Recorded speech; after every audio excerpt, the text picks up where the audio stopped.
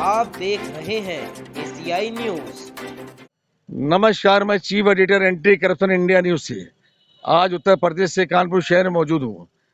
जैसा कि anti corruption की टैगलाइन है, भ्रष्टाचार जुर्म खिलाफ हर पल आपके साथ।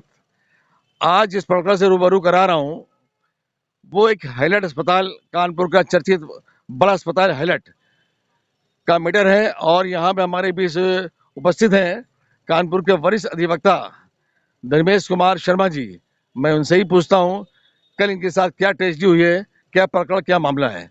आपका हमारे न्यूज चैनल में स्वागत है। धन्यवाद। धर्मेश जी, ये बताइए कि कल आपके साथ ये क्या ट्रेजेडी हुई है जो हाईलाइट में है, वहाँ की जूनियर डॉक्टर द्वारा इससे अवगत कराएं। मैं केवल अपने एक मित्र के साथ गया था, वो बहुत जिद कर रहे थे पापा को देखने के लिए। जैसे ही मैं अंदर जाता हूँ, एकदम से जो है वहाँ पे जो कई डॉक्टर्स थे, तो एक डॉक्टर का नाम है अग्रवाल, एक डॉक्टर और थे, उनका तो नाम नहीं पता। वो जो है बहुत तेज़ी से चिल्लाने लगे और मिस हैपनिंग करने लगे। मैंने भी उनसे कहा कि मैं भी एक एडवोकेट हूँ, आपको अगर बात करनी है स्वीट विल होनी चाहिए, समझे, आप प्यार से बोलिए। और हमने कोई गलत काम कर दिया तो आप बताइए। इस पर वो इतना ज़्यादा भड़क पड़े और वो यहाँ तक की धमकी तक दे बैठे कि आखिर ये समझ लिए कि आपके पिताजी यहाँ भर्ती हैं। हमने कहा, फिर हमारे जब उन्होंने कहा तो मैंने भी उनसे ही कहा, हम कहा क्या कर सकते हो, बहुत ज़्यादा मेरे पिता की आप हत्या कर सकते हो, इससे ज़्यादा तो कुछ नहीं कर सकते हो। फिर उन्होंने क्या किया, उन्होंने लिखा पढ़ी करना शुरू कर दिया, जो भी किया। और वहाँ की जो क्या कहते हैं सिस्टर्स हैं, सिस्टर से किसी के भी नेम प्लेट नहीं लगा हुआ है। वहाँ की सिस्टर भी बहुत चिल्लाती हैं, जरा जरा बातों में चिल्लाती हैं। चूँकि मेरे पिताजी को ब्रेन हेमरेज हुआ है, वो बिल्कुल पैरालिसिस हो गया है। कब से आपके फादर वहाँ पे एडमिट हैं? मेरे फादर वहाँ पे अभी इस समय 24 घंटे से ऊपर है। वैसे न्यूरो में एडमिट थे। न्यूरो में तो उनको क्या प्रॉब्लम है, क्या परेशानी वहाँ पे है? परेशानी है, ब्रेन हेमरेज हो गया है और बिल्कुल मृतक के समान वो पड़े हुए हैं वहाँ पर, और आँख वगैरह खोल रहे हैं। और ये जो है प्रॉब्लम्स है उनके, काफ़ी सीने में दर्द हो रहा है सभी के चाहे, और वेंटिलेटर पे पड़े हुए हैं। जिस तरह आपने अवगत कराया कि वहाँ के डॉक्टरों की गतिविधियाँ, जिसकी किस तरह से उन्होंने बिहेव किया आपके साथ, आप एक कानपुर के सीनियर अधिवक्ता हैं और आप साथ इस तरह बिहेव कर रहे हैं। इससे पहले भी कानपुर में कई शिकायतें इस तरह की आ चुकी हैं जूनियर डॉक्टरों की, जो वहाँ पे तीमारदारों से बदतमीजी करते हैं और मारपीट में उतारू हो जाते हैं और इन पर नकेल नहीं कसी जा रही है, जिस कारण ये आए दिन झगड़ा करते हैं। और वहाँ पर जब भी कोई एक्शन अगर होता भी है तो उस पर ये दबाव बना लेते हैं हड़ताल का, जिस कारण मामला रफा दफा हो जाता है। और क्या बताना चाहेंगे हमारे चैनल के माध्यम से? मैं ये बताना चाहूँगा कि हमारी भारत सरकार इनको हर तरीके से पूरी सुविधाएं उपलब्ध करा रही है। कम से कम इनको ये विचार, गवर्नमेंट को भी ये देखना चाहिए कि किस तरीके तीमारदार जो जाता है, कोई वहाँ पिकनिक बनाने नहीं जाता है। वहाँ की जो सिस्टर कहती है यहाँ आप लोग पिकनिक बनाने आए, और आदमी वहाँ रो करके जाता है, जिसके मरणासन अवस्था में कोई परिवार के लोग रहते हैं, कोई वहाँ पिकनिक बनाने नहीं जाएगा। बार बार ये वहाँ के लोग इस तरीके मिसहैपनिंग करते रहते हैं, चिल्लाते रहते हैं। यहाँ तक कि मतलब इंसान को इतना जलील कर देते हैं कि इंसान वहाँ जाना पसंद ना करे। और गवर्नमेंट को चाहिए कि इनके ऊपर अंकुश लगाए और प्रत्येक जितनी भी वहाँ की सिस्टर्स हैं उनके नेम प्लेट होना अति आवश्यक है। केवल ये लिखा रहता है स्टाफ अधिकारी, स्टाफ अधिकारी की नेम प्लेट हटा करके उनके नाम लगाया जाना जरूरी है। और जितने भी जूनियर डॉक्टर हैं उनके नेम प्लेट होना चाहिए, जिससे कि इस बात को हम लोग अवगत करा सके, जनता अवगत करा सके कि किसका बिहेवियर अच्छा है, किसका बिहेवियर खराब है, जिससे कि समाज में बुराइयां ये दूर हो। और डॉक्टरों को भी चाहिए कि मानवता रखे, उनका भगवान का दर्जा है। हम लोग, जनता उनको भगवान का दर्जा देती है और उनका मान सम्मान करती है हर जगह पर। इसका मतलब ये नहीं है कि हम आपका सम्मान करें और आप हमारा सम्मान ना करें। मैंने उनसे ये भी कहा था कि भाई मैं भी एक एडवोकेट हूँ। जिस तरह आपने हमारे चैनल के माध्यम से अवगत कराया वहाँ के डॉक्टरों की गतिविधियाँ, क्या इनकी शिकायतें वहाँ के वरिष्ठ अधिकारियों से आपने की? हाँ, मैंने वरिष्ठ अधिकारियों को शिकायत की। मैंने ऋचा गिरी, वहाँ की सुपरिटेंडेंट है, उनको भी मैंने फ़ोन मिलाया था, तो उन्होंने मुझसे ये कहा कि चलिए कोई बात नहीं, अब जो है आपका केस मैंने ट्रांसफ़र कर दिया है आलोक वर्मा की तरफ। तो डॉक्टर साहब आए थे, उन्होंने भी समझाया था सुबह और वो समझा करके गए। लेकिन ये बात कहा था कि डॉक्टर साहब थोड़ा सा ये विचार करें कि हमारे पापा की जो स्थिति अलग है, क्योंकि हर पेशेंट की स्थितियाँ अलग अलग होती हैं, क्योंकि हमारे पापा हिल डुल नहीं सकते, इसलिए कम से कम वहाँ 2 आदमी होने चाहिए जिसके माध्यम से कम से कम उनको हिला डुला सके। और डॉक्टर ने खुद कहा है कि हर 15 मिनट 1 घंटे में 1.5 घंटे में उनको करवट दिलाइए। और लैट्रिन, यहाँ तक कि वो लैट्रिन पड़ी रही है 1 घंटे, मतलब लैट्रिन में सने रहे। बार बार कहा जा रहा था कि भाई कोई हेल्प के लिए दो, घर वाला को आप घुसने नहीं देते हो, तो कम से कम आपके यहाँ कोई कर्मचारी हाथ नहीं लगाना पसंद करता है। यहाँ तक कि उनके सीने में बलगम था तो वो कराना पड़ता वहाँ पर एक मशीन चला करके, जिससे कि उनका बलगम बाहर निकाला जा सके। शकिंग की मशीन है, लेकिन हर व्यक्ति चलाना नहीं जानता। क्योंकि मैं पहली बार हॉस्पिटल में गया, क्योंकि मैं आज तक कभी जीवन में हॉस्पिटल गई नहीं, कभी भगवान किसी को ना जाने दे।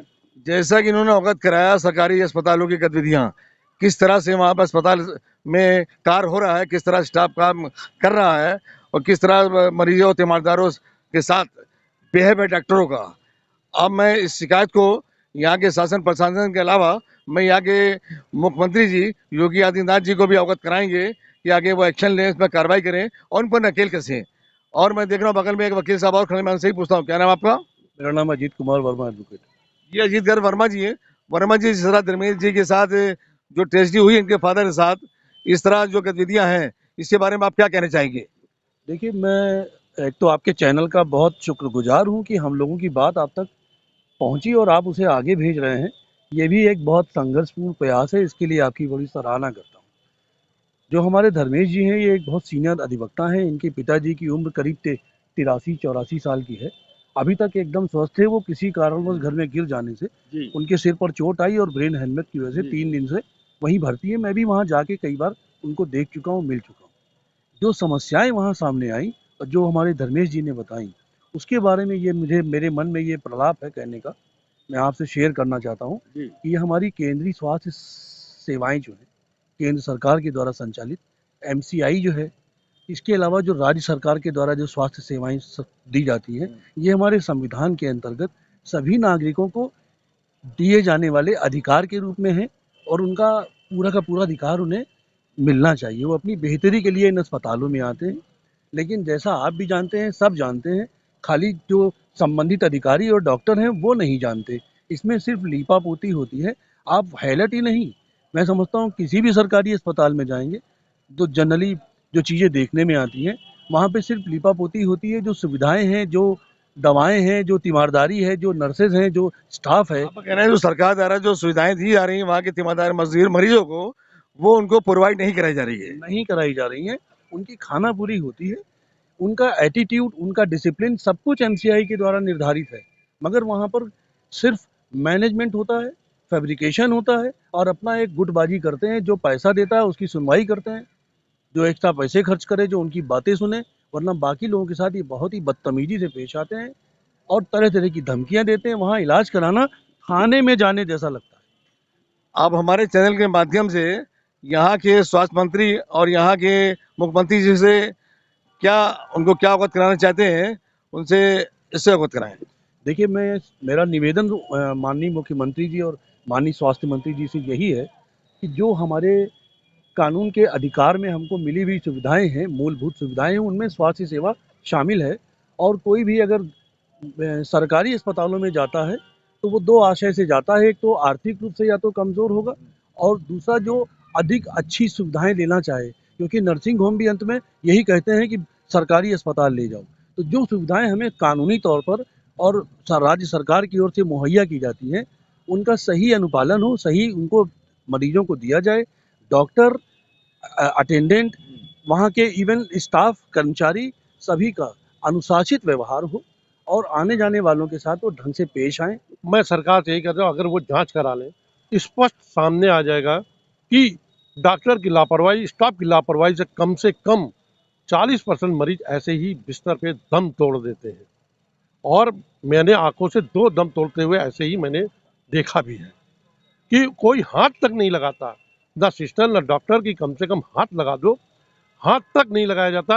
और एक अगर मुद्दा वहाँ पड़ा भी है, कोई मर जाता है, तो ये वही कंबल उठा करके डाल दिया जाता और वही कंबल दूसरों को दे दिया जाता है। ये मतलब पोजीशन इतनी बहुत ज्यादा वहाँ पे दयनीय। जैसा कि उन्होंने बताया, जो दयनीय पोजीशन वहाँ की है उससे अवगत करा रहे हैं। जो उन्होंने तस्वीरें खुद देखा है इस चीज को, वो उससे रूबरू करा रहे हैं। वाजपेयी जी, कुछ ये जो हाईलाइट में जो धर्मेश यादव जी ने भी, धर्मेश शर्मा जी ने भी हमको अवगत कराया कि जो वहाँ की गतिविधियां, वहाँ के डॉक्टरों की गतिविधियां हैं, उससे रूबरू कराया। आप क्या बताना चाहेंगे हमारे चैनल के माध्यम से? सर, मेरी माताजी को मैंने भर्ती कराया था पिछले वर्ष दिसंबर या जनवरी के आसपास से ये था। तो मेरी माताजी को भी हाई बीपी का प्रॉब्लम था।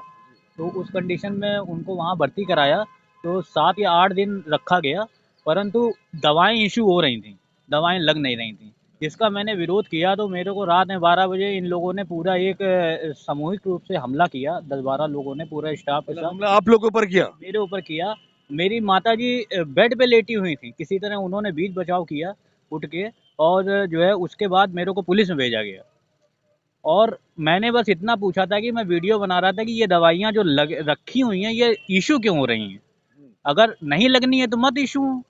तो वो दवाएँ इशू कर रहे थे, लगा नहीं रहे थे, घोर लापरवाही थी। तो उस कंडीशन में इन्होंने किया, खैर सत्यता थी नहीं, तो 1 आध घंटे में जो एसआई साहब थे उन्होंने हमें वापस भेज दिया, और उनके ऊपर कार्रवाई करने की बात की गई। लेकिन मैंने उनसे बोला भी अगले दिन, परंतु उन्होंने कोई स्टाफ के ऊपर कार्रवाई नहीं की गई आज तक। तो इन लोगों का एक सामूहिक रूप से पूरा रहता है, पैसे की उगाई का खेल। बेड लेना है तो बेड के लिए पैसा खर्चा करो, तब आपको सही जगह बेड देंगे, नहीं तो आपको अपनी मर्जी से वो करेंगे। तो इस तरह की लापरवाही जो है, हमारा मरीज ऑलरेडी हम परेशान हैं, अपने मरीज को लेके जा रहे हैं, उसके बावजूद ये इस टाइप का उत्पीड़न जो हो रहा है, ये बिल्कुल सही नहीं है। जैसा कि वकील साहब ने अवगत कराया कि जो गतिविधियां वहाँ की देखी है और उससे रूबरू कराया हमारे चैनल के माध्यम से, मैं इनकी बात को यहाँ से प्रशासन को भी अवगत कराऊंगा। और मैं देख रहा हूँ यहाँ पे और कुछ वकील साहब भी आ चुके हैं, कुछ बताना चाहेंगे आप? हमारे कुछ गतिविधियां मतलब कि हाईलाइट में जो मरीजों के साथ हो रही है, इसके बारे में कुछ बताना चाहेंगे? हाईलाइट की तो जो है व्यवस्था बिल्कुल भगवान मालिक है। वहाँ का हेल्थ और स्वास्थ्य और शिक्षा ये हमारे बुनियादी अधिकार हैं, और इन अधिकारों के लिए आवाज़ उठाने पर जो है उल्टा जो है हम लोगों का तिरस्कार होता है। सरकार सिर्फ दावे खोखले करती है, लेकिन कि अमेरिका की तरीके हमारी जो स्वास्थ्य सुविधाएं होंगी, लेकिन आप हकीकत में जाके देखिए, अगर आप मरीज को तो जो इलाज छोड़ दीजिए, आप अपनी जान बचा के वहाँ से ना भागने लगें तो बोलिए। अगर डॉक्टरों की जो एकजुटता है, लीगल प्रोफेशन में जो वकीलों के ऊपर उंगलियां उड़ जाती हैं, लेकिन डॉक्टरों के ऊपर कोई सुनवाई नहीं है। मेडिकल नेग्लिजेंस से किसी की जान चली जाए कोई दुआ नहीं। लीगल प्रोफेशन में अगर किसी आदमी के साथ कोई घटना हो जाती है तो लोग कहते हैं कि हम लोग तरीके से लीगल प्रोसेटिक से सही तरीके की प्रैक्टिस नहीं करते हैं। मोनोपोली, इवन वहाँ के सफाई कर्मचारी और स्टाफ का जो है व्यवहार बहुत बुरा है। अब आप लोग जो जो गतिविधियां देखी, सभी आपके काफी अधिवक्ता मौजूद हैं, मैं देख रहा हूँ, सब लोगों ने अपनी अपनी समस्याओं से अवगत कराया। और इसके आगे आप लोग ने कुछ अपने माध्यम या अपने कोर्ट के माध्यम से इनके खिलाफ कोई एक्शन लेने का मन बनाया? अब मेडिकल नेग्लिजेंस में अभी जो है केस तो दर्ज हुए हैं। अभी जो है कोरोना काल में अभी नारायणा हॉस्पिटल का भी देखा था कि जो है कैसे जो है वहाँ नेबुलाइजर जो है क्या कहते हैं आपके कोरोना टाइम में ऑक्सीजन की जो है कालाबाजारी हो रही थी तो सीएमओ में। लेकिन बस यही है कि सब खेल जो है धांधली से होता है, बड़े बड़ी उनकी पहुंच होती है। डॉक्टर इस समय डॉक्टर नहीं, माफियाओं से पूरा अटैच है। हेल्थ सिस्टम पूरा सिंडिकेट चल रहा है, उनके लाइसेंस भी बहाल हो जाते हैं। उल्टा जो है कंप्लेनेंट को जो है धमकियाँ आने लगती हैं। लेकिन हम लोग भी जहाँ तक इनिशिएटिव ले पाते हैं, आवाज़ तो सच की उठाते हैं। एक अधिवक्ता के नाते हम लोगों को संवैधानिक अधिकारों की रक्षा का दायित्व है, और वो हम लोग करते रहेंगे। लेकिन सरकार को इस मामले में संज्ञान तो लेना पड़ेगा। चलिए, जिस तरह से वो अवगत कराया है, मैं इनकी बात को शासन प्रशासन को अवगत कराऊंगा। अब अगली अपडेट में किसी नए पढ़कर से अवगत कराएंगे। तब तक के लिए राष्ट्रीय अंतर्राष्ट्रीय खबरों से बने रहिए एंटी करप्शन इंडिया न्यूज के साथ। मैं chief editor Atahar Hussain, anti corruption से। नमस्कार, जय हिंद। सब्सक्राइब करें हमारे YouTube चैनल को और बने रहें हमारे साथ।